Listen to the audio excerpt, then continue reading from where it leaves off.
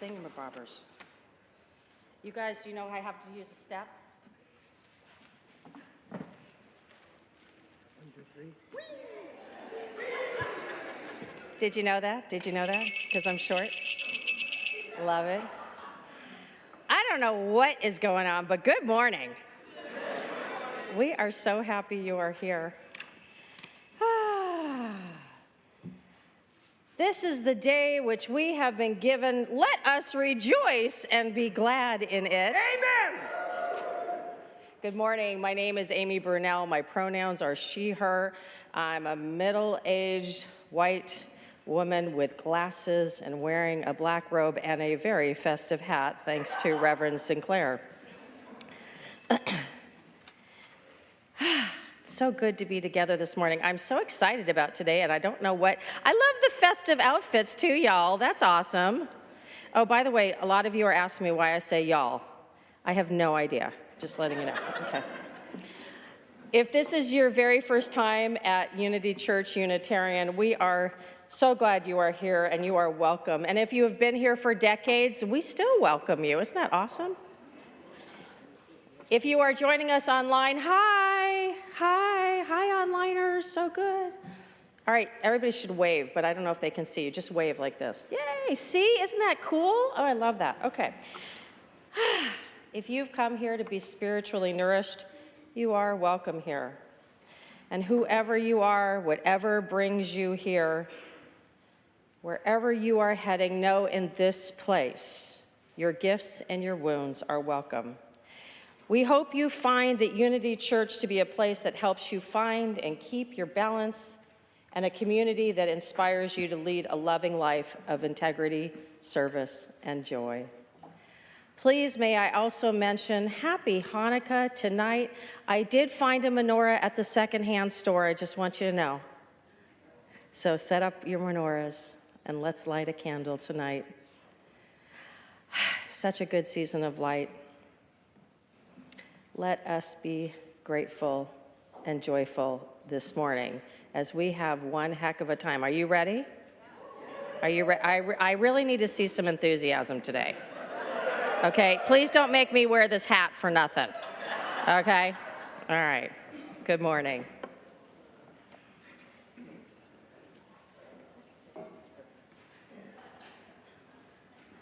So Christmas is a time of great solemnity and importance at Unity Church, where we have many long-standing traditions, one of which is that we don't actually schedule what songs we're going to sing for one morning of the Christmas season. So I have a cheat sheet up here with all of the hymns from the gray hymnal. I have not yet seen a gold hymnal up here, so I don't know which hymn S46 is. I'm going to come find, Whitney's going to bring a couple. All right. Oh, we got a competition already. So, folks are getting warmed up. What are we singing this morning?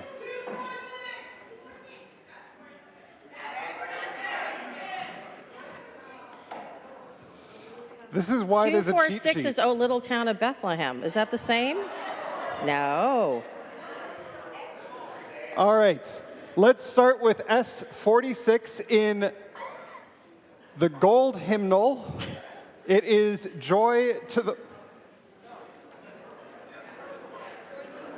Okay, this is my turn to say, y'all, S46 in the gold hymnal. You mean you really don't want to sing it in Latin? Because it's there. All right, we'll do the English version. S46 in the gold hymnal.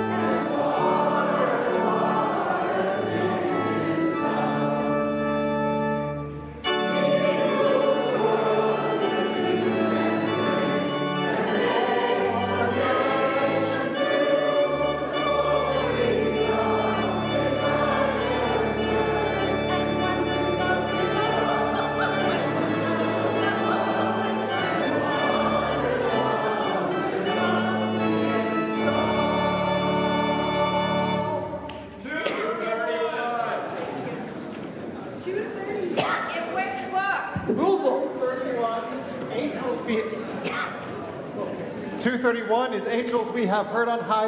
In the gray hymnal, let's sing one verse. The first. 231, first verse.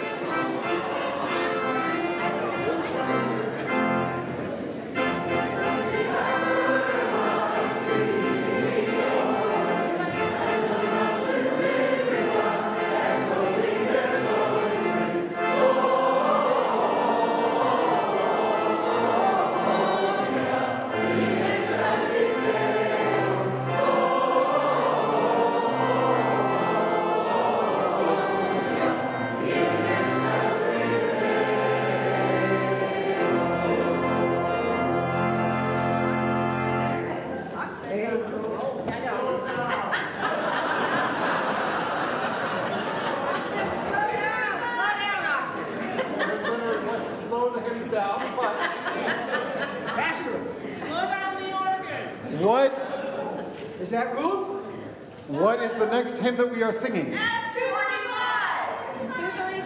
S45. S45. Lo, how a rose ere blooming. For those who might be new and might not know this, the S hymns are the ones in the gold hymnal. If it does not have an S in front of it, it is in the gray hymnal. Clear as mud? Okay.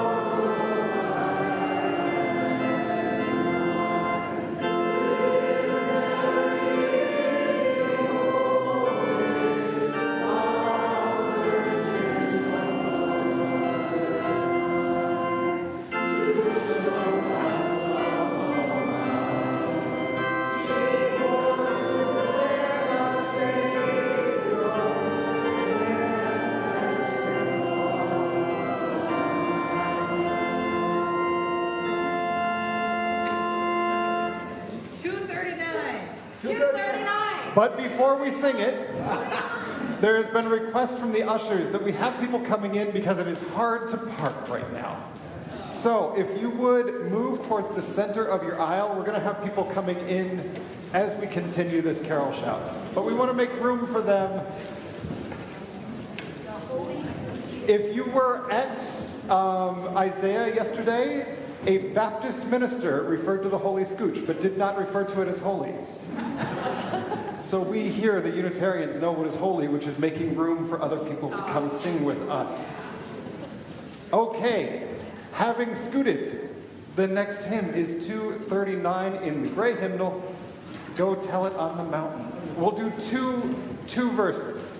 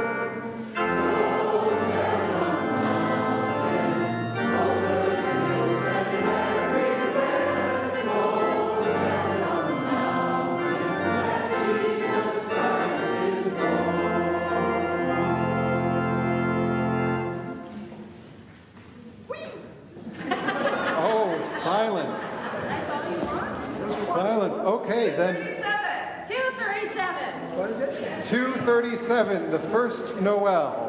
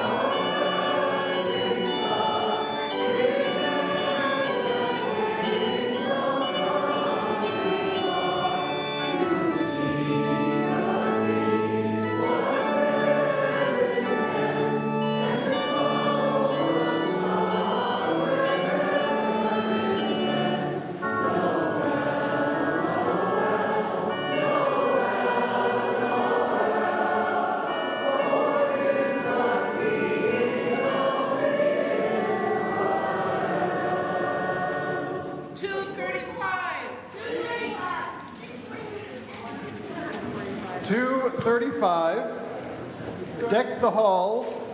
We will do 3 verses of this one.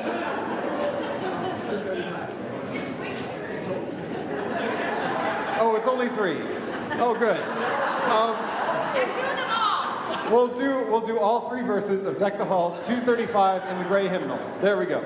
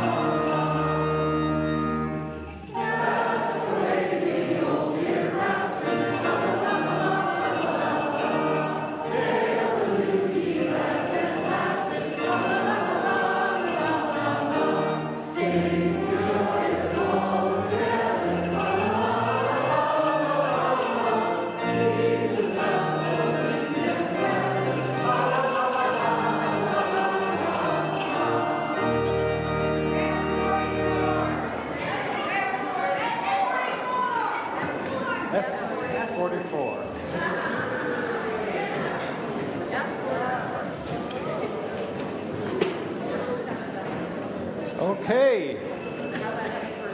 We will calm this one down a little bit. This is one to sing with some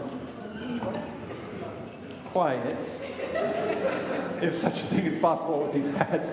S44 is O Little Town of Bethlehem.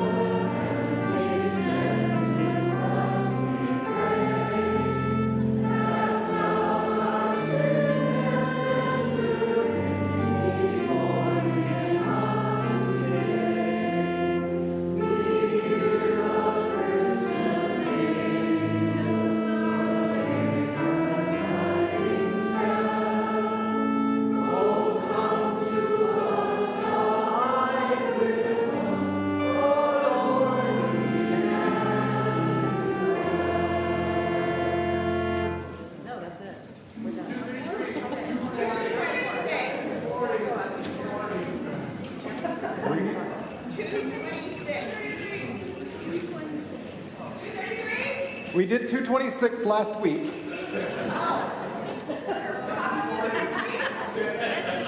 240 we're going to do on Christmas Eve up in Ames Chapel, so come there. 233. Isabella. Okay, who knows this song? I don't know this song. This is my favorite. This is my favorite one. I don't know. All right. We all know it in French. We'll sing it in English, though.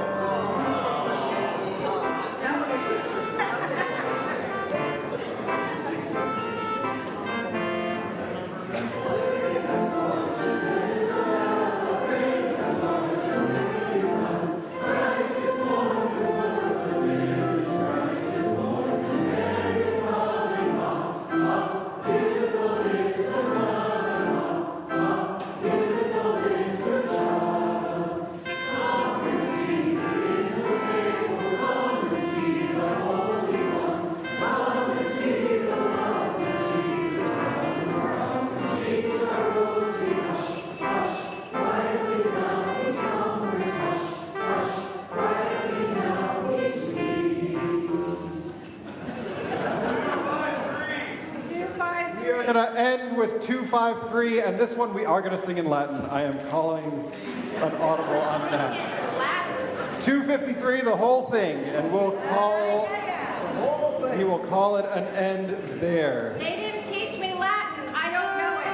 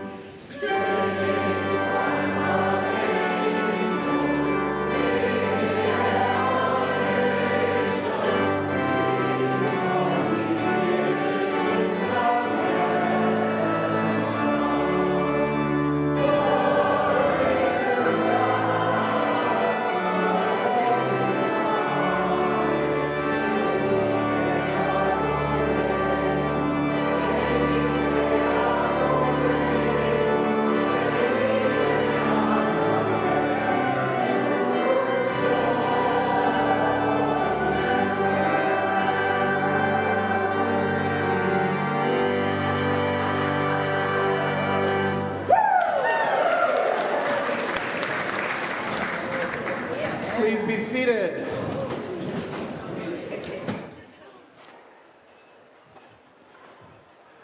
All right. A couple announcements as we move from our carol shout into our worship service this morning. First, the evergreen quilters. If you've been walking in and admiring the quilt out there, there is a raffle to win that quilt. The drawing for the raffle is at 12:30 today. So if you have been admiring it and have not bought a raffle ticket, today is your chance. Okay, that's one. Announcement two, the offering last night. If you were here for the concert that we did with Benjamin Britten and the life of Saint Nicolas, and you tried to give to the music program with the QR code, you may have noticed that the QR code did not work.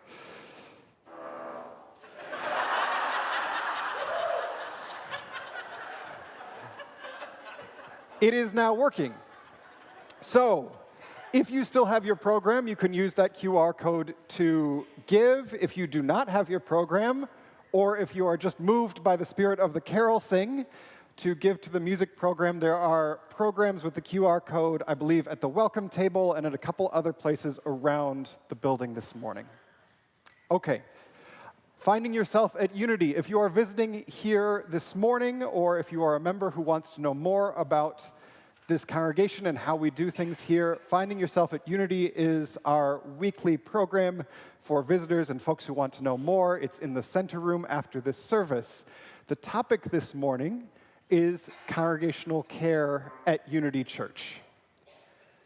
Speaking of which, that program will be in conversation with our acting Minister of Congregational Care, Shay MacKay. Shay, would you come up here for a moment? So many of you may know that the role of Minister of Congregational Care has been through some turmoil in the last 5 years. There have been 4 ministers in this role since 2021. Shay came on board last year saying, I'll give you a year to stabilize the program after Reverend Lara took a role in the Unitarian Church in Ottawa. But this fall, Shay applied to serve in the role on a permanent basis, and it is with great joy, excitement,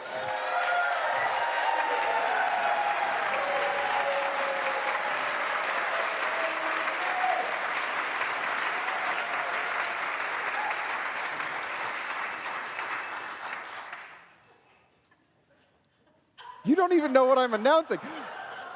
That we hired her as the permanent minister of congregational care at Unity Church.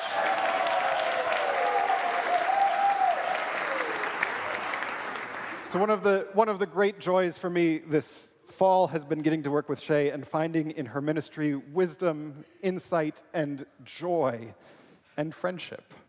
I am looking forward to many, many years of partnership, not just in congregational care, but in the shared ministry of this place. Welcome, Shay.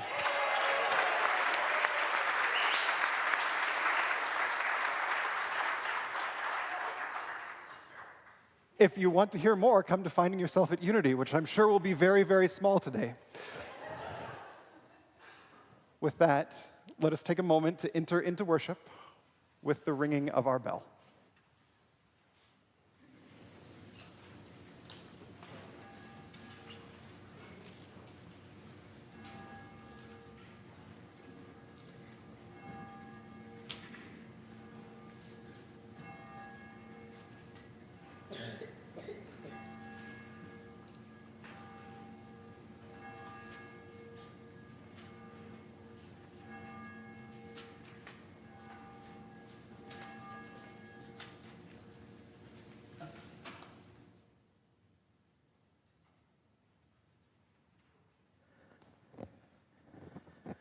Wow, here we are, all pumped up by what I dare to call the celestial energies of Unity's annual carol shout. Riding on the coming days of Kwanzaa, Christmas, Hanukkah, and the winter solstice. These are, by FM 109 point radio station, the most wonderful times of the year. And yet we know every single day we have the voices of Black Friday hawking the lure of holiday spending. We also have the cultural emphasis that this is a time of social connection, family gatherings, housewarmings, Christmas concerts, everything squashed into these busy days before Christmas. And we also carry in our heart that there are those among us who walk with the heaviness of grief or feelings of isolation. And for these people, this madness of the holiday season simply awakens feelings of lost joy and diminished sadness. Now, I hear throughout this holiday season a second melody, the persistent whispers of an invitation to sit and stare. The persistent whispers of the invitation to honor the clamor of the soul, to turn down the noise and turn up the calm. Imagine, turn up the calm. Imagine, if you will, savoring your first cup of morning coffee, staring into the twinkling tranquility of the holiday tree before anybody else is awake. Or imagine, after the guests have left the house, sitting and staring into the brilliant glow of the Hanukkah or Kwanzaa candles. Or, if you're kind of restless one night, getting up, pulling back the curtains, and staring into the crisp glow of the solstice moon, poking now through the naked branches of the mighty sugar maple in the front yard. Taking time to sit and stare quiets the clamor of this holiday season and deflates the cerebral clutter that so often is determined to guide our lives.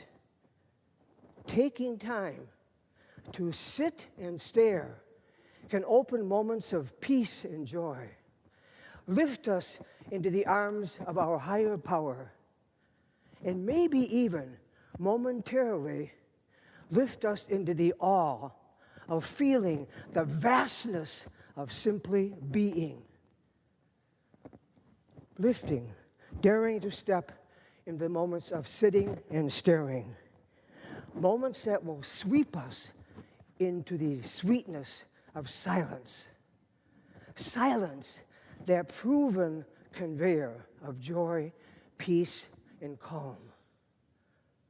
So if we choose to take moments of sitting and staring, they may open for us pathways into holiday gatherings reimagined, pathways into memories of holiday celebrations, memories warm, memories treasured.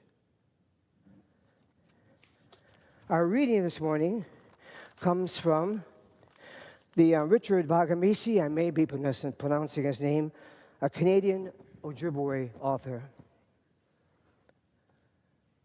I am my silence.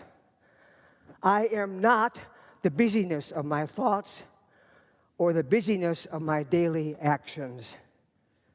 I am not the stuff that constitutes my world. I am not my talk. I am not my actions. I am my silence. I am the consciousness that perceives all of these things. And when I go into my consciousness, to that great pool of silence that observes all the intricacies of my life, I am aware that I am me. I love that line. When I go into my consciousness, to that great pool of silence that observes all the intricacies of my life, I am aware that I am me. I take a little time each day to sit in silence so that I can step with balance into the great clamor of living. Please say with me now the opening words you find in your order of service.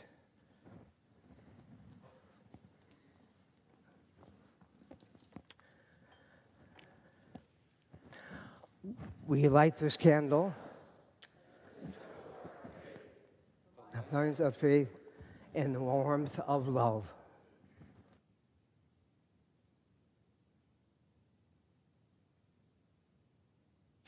Our opening hymn is not in your hymnal.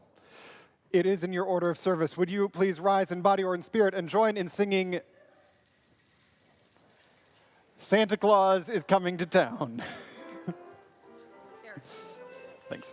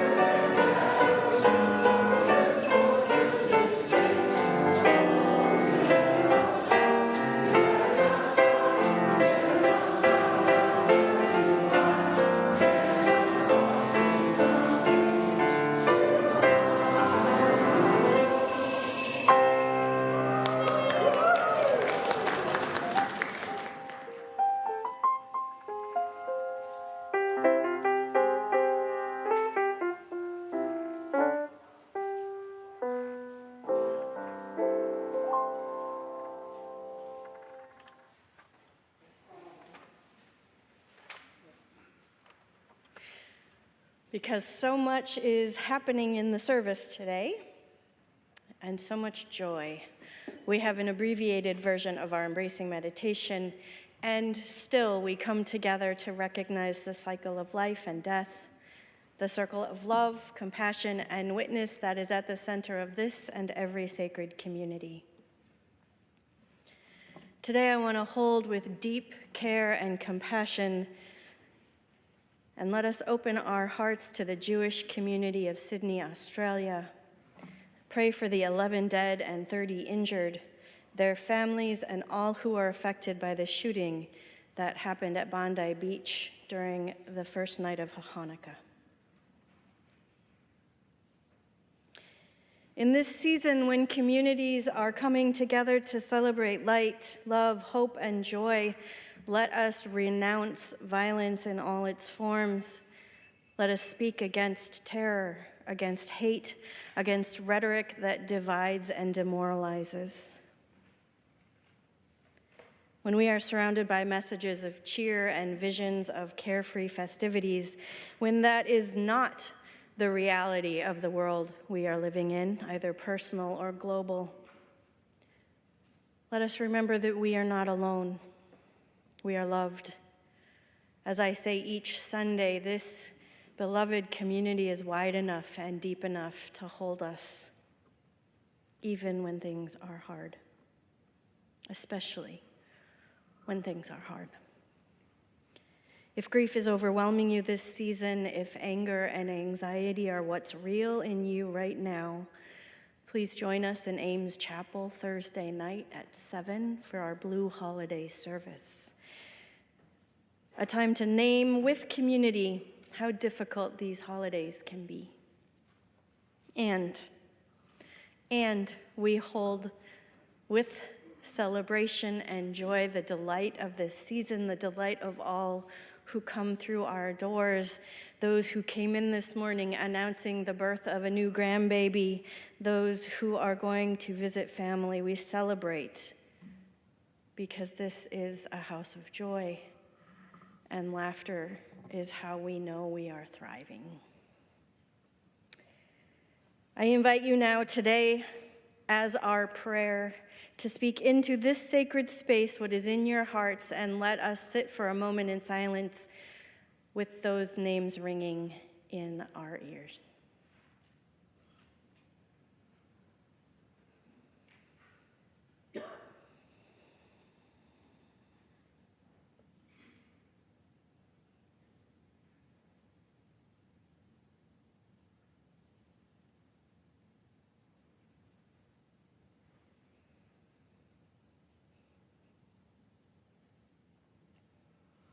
Amen.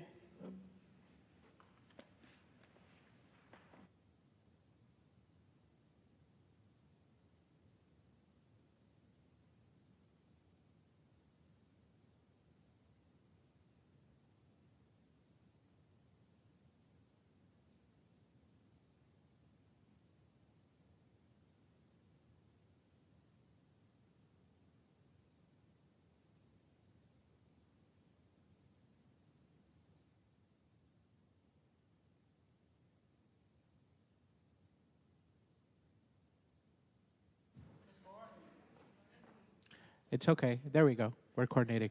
I'm Ahmed Saldua, Director of Music Ministries. If you were here for the holiday concert yesterday, we presented a big old cantata by Benjamin Britten called Saint Nicolas. It involved Unity's orchestra. Yes, we have an orchestra now. And a lot of instruments and a soloist and a whole bunch of stuff. And it was about an hour long. Today we're going to do a couple movements from it, but abbreviated, so just our two wonderful pianists and Ruth up there on the organ. If you hear weird honking from the organ, it's because it's decided to act up today. That was not me pressing the keys when it's randomly making weird sounds. So, yeah. Anyway, so the cantata tells the story of Saint Nicholas, the real-life Santa Claus, I guess. So we're going to hear the birth of Nicholas.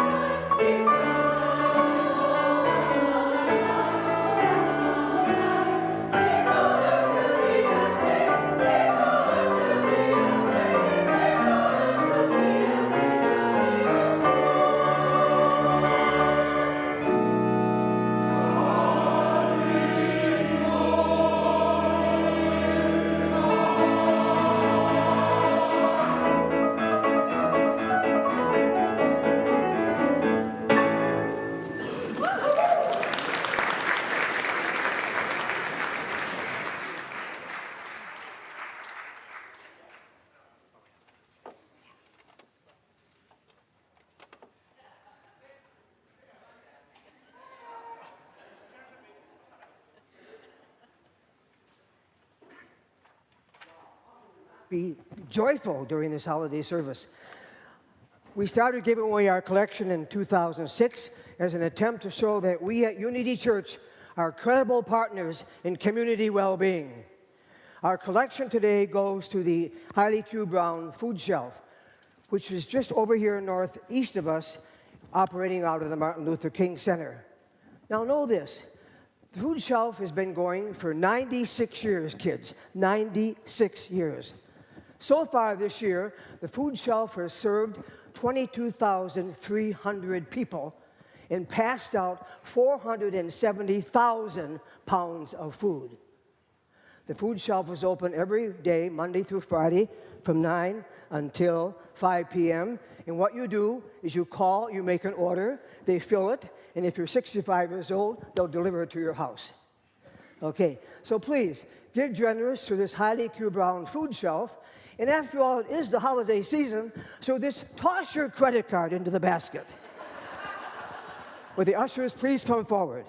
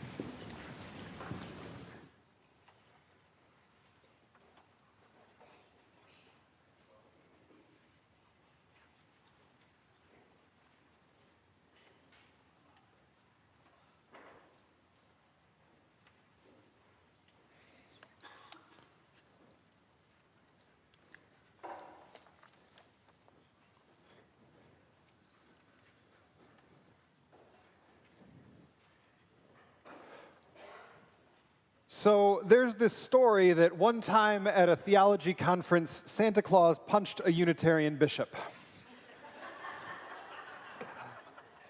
That is what we call in theology a rich text. So let's unpack that a little bit. The year was 325 in the Common Era. The Roman Emperor Constantine had converted to Christianity a decade earlier, ending years of legal persecution of the underground sect, and instead establishing it as the state religion of the Roman Empire. But a religion moving from an underground, marginalized faith into the very literal halls of power had some growing pains. Empires, whether in the 4th century or the 21st, tend towards bureaucracy and the flattening of difference. And in 325, Constantine called all the Christian bishops to the city of Nicaea to gather at the imperial palace to settle many thorny theological issues, including, critically for the history of this place, the nature of the Trinity. Now, there's a lot that we don't really know about what happened. We don't know if it was hot, if it was cold, how was the food? What did it mean for these 300 men, yes, all men, who had been imprisoned for their beliefs? Most of them had spent time in jail for preaching and leading Christian churches, to be welcomed literally to the palace by an emperor who didn't speak the same language that they did, who told them as a condition of being welcomed into power that they would have to resolve their theological differences. There's a lot that we don't know. The history that we know for certain is that there were a group of proto-Unitarians at the Council of Nicaea, led by a bishop named Arius. We know that he lost the argument. State Christianity would be Trinitarian, and the Unitarians largely an afterthought for 1,000 years after Nicaea. But aside from that history, there's this legend. One of the bishops who may have been at the Council of Nicaea was Nicholas of Myra. Contemporary reports actually vary. In 2 of the 3 lists of who attended, he's not there. On the 3rd, he is. But while he was there, he may have been a somewhat vociferous defender of the Trinitarian position, and as part of that spirited debate, he may have slapped and or punched Arius. At least one legend goes on to say that he was then imprisoned for breaking the peace of the scholarly debate until his chains were broken by divine intervention of the Virgin Mary. This is not the Santa Claus of Up on the Housetop. But Nicholas of Myra was almost certainly a real person who lived at the turn of the 4th century. He was a bishop in what's now Turkey, of the generation that saw Christianity move from a persecuted underground faith to the state-established religion.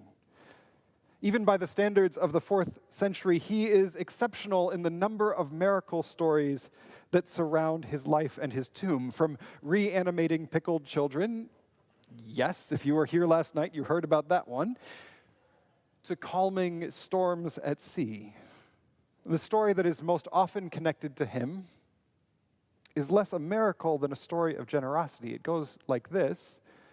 A family had fallen on hard times and did not have money to pay dowries for their 3 daughters. This was a dire situation in this context. And not wanting to publicly embarrass the family, Bishop Nicholas dropped 3 sacks of gold at the house at night, either through the window or, in some tellings, down the chimney. So, last night, Unity Church held our annual holiday concert. And in a departure from years past, it wasn't structured as a review with a collection of music from different groups, but a single performance of a major piece. And in this case, Benjamin Britten's Life of Saint Nicolas, which we've been hearing excerpts from this morning. And that might be a counterintuitive choice for a Unitarian church at Christmas. I'll just say briefly, if you see the program, you'll see an image of Saint Nicholas, and he has 3 gold balls on the front. Those are the 3 gold purses that he may have dropped down a chimney. Anyway. So why tell the story of Saint Nicholas in a Unitarian church when he punched our bishop 1,800 years ago? Scratch the surface, there are some connections, right? Benjamin Britten was more or less openly gay 20th century English composer, a pacifist and a conscientious objector during the Second World War. He wrote the life of Saint Nicholas to be performed by amateur orchestras in parish churches. The piece, in addition to being musically beautiful, is a vehicle for playing with tradition and welcome, storytelling, and how we can both confirm and subvert expectations in music. And playing it here has been a chance to welcome in folks. I know of at least 2 people who haven't picked up string instruments in years until the call went out to be a part of the orchestra for this production. So there are at least 3 St. Nicholases in the building this morning. There's Santa Claus, the raucous figure of the carol shout, who is coming to town in a few weeks. There's the legendary figure of the Britten telling, pickled children and all. And somewhere in there is Nicholas of Myra, who I imagine would not actually recognize himself in either of the other 2 stories. Who the real Nicholas was might be an unknowable question. But something to remember in this season when myth and story are thick. It matters what stories we tell, how we tell them, and why we tell them. Beyond the history, for Benjamin Britten to claim and tell the story of St. Nicholas meant something. For us to tell that story, putting it next to the solstice and Christmas Eve says something about how, in this place, we put ancient stories next to each other, not in debate like Nicaea, but in conversation. And stories tell us something about ourselves, including, for this one, that we all have the gift of music in this season. We are ending on time. Would you please rise in body or in spirit and sing our very serious final hymn, Up on the Housetop.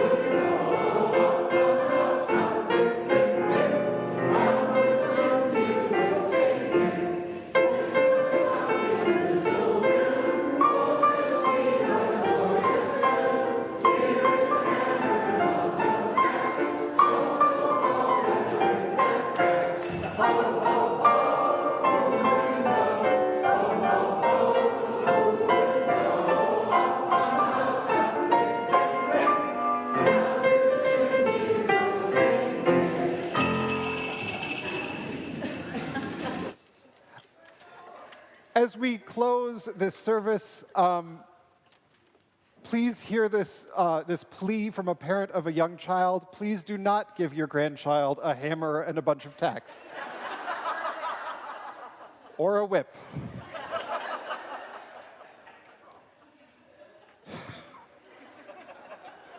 We'll close our time together, but as we extinguish our chalice, we do not extinguish the light of truth, the warmth of love, or the fire of commitment. These we carry with us as we go forth from this place. Go in peace, everyone, after we sing one last hymn. We'll go.